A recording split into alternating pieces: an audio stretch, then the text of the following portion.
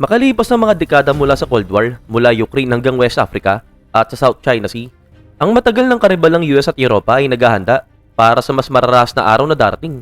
Noon tinatawag silang Axis of Upheaval, isang apat na panig na pagkakaalyansa ng China, Russia, Iran at North Korea na nagtutulungan sa isang antas na hindi pa nagagawa noon na kung saan nakatuon sa Amerika at sa buong pandaigdig ang alyansa nito. Subalit kung pipihitin natin ang oras hanggang unang bahagi ng March 2026, natututo ang Iran sa matinding paraan na kung ano talaga ang halaga ng Axis of Upheaval. Sa kasalukuyan nang dudurog ang mga eroplano ng Amerika at Israel sa iba't ibang target sa buong bansa at ang lumalawak na alyansa ng mga puwersa mula Europa at gitang silangan na isang ayon. Ano man ang mangyari pagkatapos, kailangang bumagsak ang remain ng Iran. Balikan natin ang Axis of Upheaval at aasahan natin ang isang napakalaking coordinate na tugon. Kasama ang isa sa mga pinakamalalaking ekonomiya sa mundo sa China at isa sa mga pinakamalaking arsenal ng nuclear sa Russia na nagtatanggol sa Ayatollah. Subalit wala na ang Ayatollah at malinaw na nagbago na ang agos ng laban sa Iran sa pandaigdigang entablado. At sa pinakamahalagang sandali ng pangangailangan ng Iran, wala ang kanilang mga kalyado. Pero bago natin simulan yan, kung bago ka pa lamang sa aming channel, huwag mo sana kalimutan na mag-subscribe para naman lagi kang updated sa mga ganitong uri ng video. The Illusory Axis. Simulan natin sa pinakamahalagang tanong. Ang tinaguriang pandaigdigang alyansa ng kanilang mga tao ayon sa mga Western analysts sa kalagitnaan ng 2020s ay wala na talaga. Bagamat maaaring nagtutulungan sila sa ilang strategic na layunin, ang Russia at China ay hindi na formal na kaalyado at wala ring formal na alyansa ang alinman sa kanila sa Iran. Karaniwang pareho ang kanilang interes sa pangkalahatan at ito ang nagdala sa kanila upang magbahagi ng military hardware, suporta ng isa't isa diplomatically at tumulong sa iba't ibang paraan. Subalit ang collaboration sa geopolitics at alyansa ay magkaiba. Siyempre delikado ang geostrategy at dahil lang walang mutual defense clause o formal na alyansa sa papel, hindi ibig sabihin na hindi sila nagtutulungan para sa mas malawak na plano. Ayon sa isang Western defense expert, mas malaki ngayon ang antas ng pagkakahanay ng Russia, China, Iran at North Korea kumpara sa pagkakahanay ng Japan, Germany at Italy noong simula ng World War II. Kaya kahit hindi formal na kaalyado ang Russia, China at Iran bago nagsimula ang kasalukuyang opensiba ng US at Israel, may dahilan para magtanong kung ang atake na ito ang nagiging sandali na magtatakda ng hangganan ng Russia at China. Ang alyansa ay wala at maaaring sabihin ng isang tagamasid na tinitignan ng Moscow at Beijing ang Iran bilang mahalagang strategic partner o na kung ang mga kapangyarihang pandaigdig ay palaging naglalaro sa isang totoong laro ng panganib. Magiging kalyado ang Iran na gagawin nila ang lahat para protektahan. Subalit sa katotohanan, hindi ganoon ang nangyayari.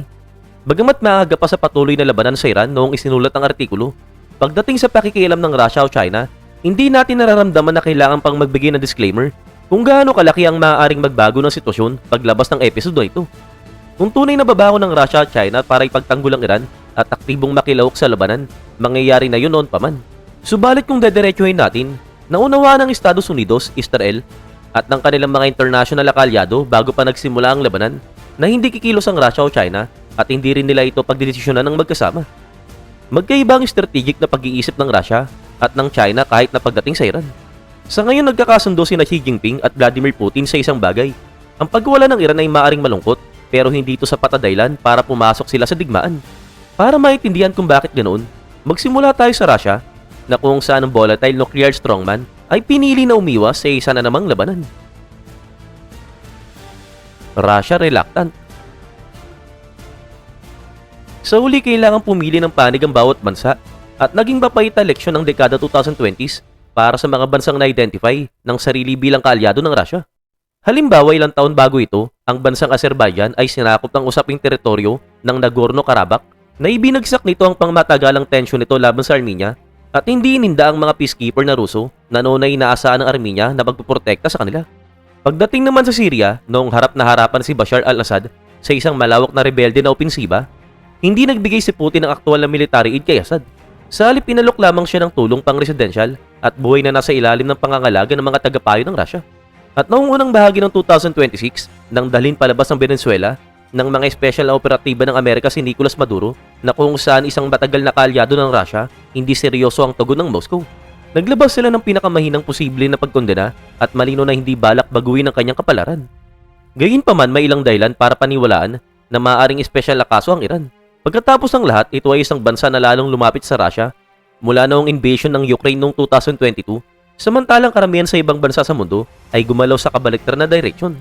Nang ipasa ng Iran ang technical spec para sa kanilang one-way kamikaze drone sa Russia, ang mga interpretation ng Moscow tungkol sa mga drone na ito ay naging mahalagang asset sa kanilang kasalukuyang digmaan. Noong unang bahagi ng 2025, pumirma ang dalawang bansa ng isang komprehensibong security partnership na nagpapakita sa buong mundo na ang relasyon ng Russia at Iran ay hindi lang positibo, kundi patuloy na umunlad at bawat bansa ay gumaganap ng mahalagang papel sa pagtulong sa isa't isa na umiwas sa mga Western sanction. Noong nakaraang taon nang tanungin kung gaano kalalim ang pakikipagtulungan ng military ng Russia sa Iran, sinabi ni Russian Foreign Minister Sergei Lavrov na the sky is the limit. Subalit nang sandaling dumating ang katotohanan para sa Iran, hayaan nating si Eva Hartog mula sa politiko ang magpaliwanag kung ano talaga ang nangyari. Ayon mismo sa kanya habang binabagsakan ng mga bomba ng US at Israel ang Tehran noong Sabado ng umaga, tinawagan ng pangunahing diplomat ng Iran ang Moscow. Sa kabilang linya, ayon sa opisyal na pahayag ng Russia, inihandog ni Sergei Lavrov ang simpatya at ipinangako ang kanyang verbal na suporta sa katapat na opisyal ng Iran. Sa agad na epekto ng unang opensiba ng Israel at Amerika, naglabas ang Russia ng ilan sa mga pinakamalalakas nitong pagkontempla at pagsaway, tinutuligsahang hindi pinapaliwanag na akto ng agresyon laban sa isang soberanong bansa at iginigit na sina Trump at Netanyahu ay naglulubog sa gitnang silangan sa isang bangin ng walang kontrol na escalation. Itinaas ng Russia ang possibility ng radiological warfare habang sinisisi ang mga kaaway ng Iran na ginagamit ang nuclear program nito bilang peking dahilan para sa pag-atake. Nang kumpirmahin ng state media ng Iran na ang Supreme Leader ay nakitil sa unang opensiba, personal na kinundina ni Vladimir Putin ang kanyang kamatayan bilang pagkitil. Subalit sa likod ng mga eksena, mabilis na naging malinaw na hindi lamang basta nananatiling tagamasid ang Russia, ang desisyon na hindi rin ganoong kahirap. Nagdao si Vladimir Putin ng video conference kasama ang Russia Security Council para talakayin ang mga nangyayari. Subalit hindi siya nakibahagi sa anumang tawag o nag-ayos ng communication sa pagitan ng military ng Russia at Iran. Hindi niya tinawag ang mga leader ng Iran, sa halip iniwan niya ang gawain iyon sa kanyang foreign minister. At kilala rin na hindi nagbanta si Putin sa pribado sa mga Western na karibal tungkol sa posibleng intervention ng Russia. Ayon sa ulat ng Ukrainian government advisor na si Anson Geroshenko na isinulat sa X, sinubukan umano ng Iran na gamitin ang mga clauses na kung saan naniniwala silang magpapakilo sa Moscow para ipagtanggol sila at humiling na i-activate ng Russia ang S-400 missile defense system pati na rin ang electronic warfare system sa Syria upang hadlangan ng mga operasyong militar ng Israel at Amerika. Subalit malinaw na medyo kahina-hinala ang ulat ni Geroshenko dahil nakalain siya sa isang bansa na kasalukuyang sinasalaki ng Russia.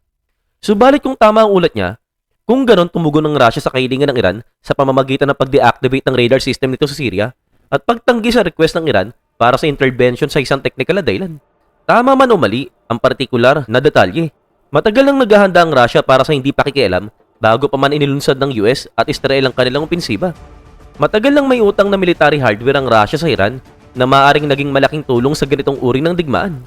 Kasama rito ang mga relatibong advanced na Su-35 air superiority fighters na kung saan may 50 na kasalukuyang naka-order ang Iran at S-400 air defense system na matagal nang gustong makuha ng Iran subalit hindi na ibigay ng Russia.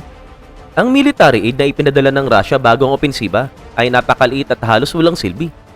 Ilang attack helicopters na hindi kapakipakinabang sa uri ng digmaan na nilayo ng Israel at US at ilang shoulder-fired missile na maliit lang ang naipadala bago magsimula ang opensiba ng mga kalaban ng Iran. Wala ring palatandaan na magbibigay ang Russia ng kopya ng Shahid 136 drone na mas produce ang Russia bilang Jiren kahit alam na ng Iran kung paano gamitin ang mga drone at tumulong sa pagpapatayo ng production line ng Russia. Kaya malinaw na hindi pagtatanggol ang Russia ang Iran. Pero maintindihan kung ang mga nanonood sa bahay ay medyo nalilito sa mga pagsusuri na ito. Pagkatapos ng lahat, ito ang parehong Vladimir Putin na nag-invade sa kanyang soberanong karibal sa loob ng 4 na taon at sadyang ipinosisyon ang sarili bilang pangunahing kaaway ng Western world. Subalit sa kabila ng retorika ni Putin, praktikal ang dahilan ng Russia kung bakit hindi ito nakikialam. Simula sa digmaan sa Ukraine, wala nang sapat na capacity ang Russia para makipaglaban sa ngayon. At lalo na hindi sa antas na kung saan may kukumpara nila ang US at Israel sa isang digmaan na humigit kumulang 3,000 kilometro ang layo mula sa Moscow. Wala ang Russia ng sapat na kagamitan o military infrastructure para makontrol ang air superiority ng Iran. At kung hindi nito kayang labanan ng US at Israel, pinakamainam na wag nang subukan. Sa lupa, kulang ang tropa ng Russia. At ayon mismo sa mga kanlurang opisyal sa ngayon, ang pagkawala ng Russia sa battlefield ay mas mataas kaysa sa recruitment numbers sa loob ng 3 magkakasunod na buwan. Sa buong mundo, nasa matinding pressure ang Russia mula sa maraming anggulo. At hindi nito kayang pangarib ang kahit itsura lamang ng pagiging kaalyado ng Iran, lalo na ang sobrang pag-extend ng military. Nasunog na ito kamakailan sa Starlink at pinapanood ang Ukraine na malapit nang magsimula ng European Union accession talks. Hindi kayang suportahan ng Russia ang wartime conduct ng Iran dahil sinimulan na ng Iran ang pag-atake sa energy infrastructure at civilian target sa Persian Gulf. Lalo na sa mga bansa na kailangan ng Russia na panatilihing malapit tulad ng Saudi Arabia, Qatar at UAE. Ang mas masahol pa, tumutulong na ang Ukraine sa mga bansang yun, nag-aalok ng mga eksperto at tropa para tulungan ang kanilang air defense. Hindi kayang mapunta ng Russia sa kabilang panig ng equation. Tumutulong sa Iran na bombahin ang kanilang mayayaman at maimpluwensyang Gulf allies habang pinoprotektahan sila ng Ukraine. Kung sisipatin mo ng malalim ang isip ni Vladimir Putin, huwag pansinin ang lahat ng iba pang kasamaan na marahil ay nangyari roon. At baka makita mo ang tunay na frustration na kailangang iwan ng Russia ang Iran sa oras ng pangangailangan. Subalit may mga desisyon na ang bagay na ito. At para sa Russia, ang mga alternatibo ay hindi katanggap-tanggap. China on the sidelines. Kung hindi matutulungan ng Russia ang Iran dahil sa limitation sa militar at diplomasya, mahirap makita kung bakit magiging iba ang lohika ng China.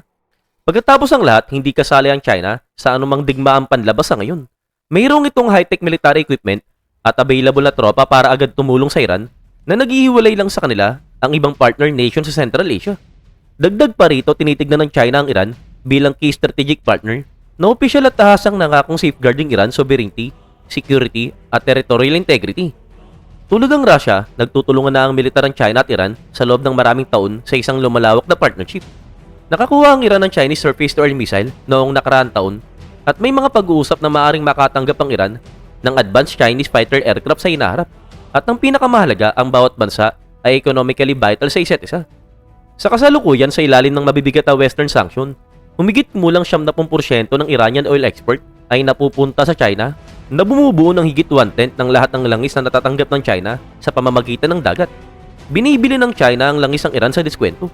Tinuturing nito ang Iran bilang mahalagang bahagi ng Global Belt at Road Initiative at pumayag na mag-invest ng humigit kumulang $400 billion sa Iran sa mga susunod na dekada. Subalit sa kaso ng China, malamang na ang intervention sa Iran ay hindi talaga isang possibility na seryosong pinag-isipan ng Beijing. Kung tanggalin ang Iran sa equation, simple lamang ang global strategic stance ng China. Hindi pumapasok sa digmaan para sa sinuman. Sa katunayan, huling nakipaglaban ng China sa armas noong 1970s kahit maraming dahilan para makipaglaban kung nanaisin ito sa mga dekada mula noon. Hindi nilalagay ng China sa panganib ang kanyang tropa. Hindi nito hinahanap na suporta ng mga Yemen sa pamamagitan ng puwersa. At walang interes sa subukan ng sarili laban sa mga pandigdigang karabal ito sa anumang sitwasyon maliban kung ito mismo ang pipiliin. Sa ngayon, isinasagawa ng US at Israel ang walang humpay na bombing campaign laban sa isa sa mga pangunahing economic partners ng China. At kung may situation man na pwedeng pagdigmaan, ito na marahil ang isa. Pero katulad ng Russia, ang tugon ng China ay malamig at limitado. Kinondena ng China ang aksyon ng US at Israel.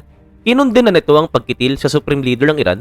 Kinondena rin ang bukas at tangkang pagbabago ng Yemen sa isang soberanong bansa.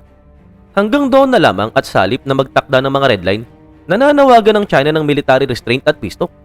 At katulad ng Russia, walang palatandaan na nakikipag-ugnayan ng China sa military ng Iran tungkol sa kasalukuyang labanan. Ayon sa Western intelligence, kamakilan lamang ay nagpadala ang China ng kamikaze drone at air defense system sa Iran at nakikipag-negotiation pa rin sa mga supply ng hard-to-intercept anti-ship missile na nagpapahiwatig na mas marami ang ginagawa ng China kaysa Russia. Sa kasalukuyan, bihira pa lamang sa mga plano ng China ang talagang naipapasok sa Iran. Kahit pa may napag-usapang $400 billion sa halagang future cooperation, mas mababa sa 1% ito ang talagang nakarating sa Iran. Halos parang rounding error lamang ito para sa Beijing at hindi sapat para isangkot ang China sa isang digmaan. Dagdag pa rito, ang Iranian oil ay mahalaga sa Beijing pero hindi ito itim at puti ang sitwasyon.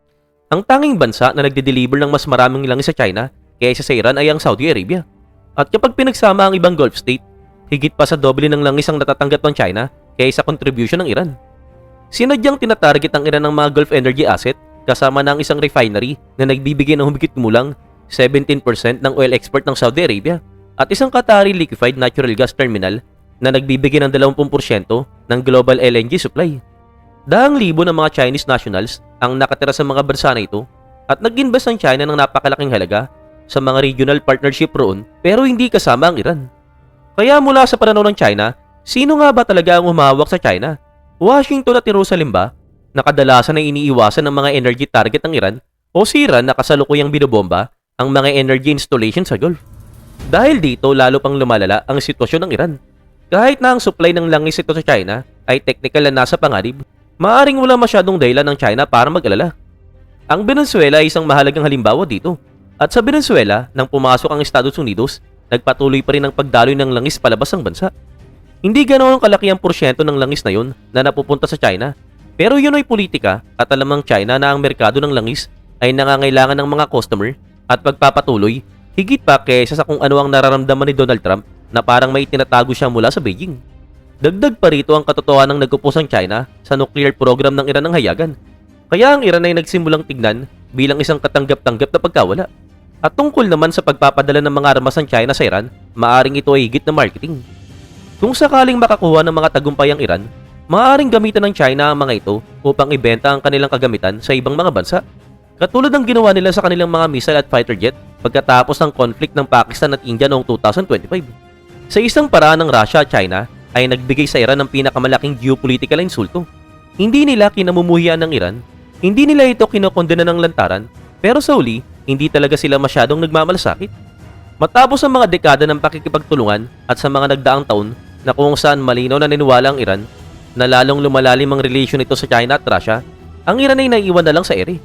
Ito ay masyadong maginhawa para ipagtanggol at hindi sapat ang halaga nito para iligtas. Para sa Moscow at sa Beijing, madali lang itong malilimutan.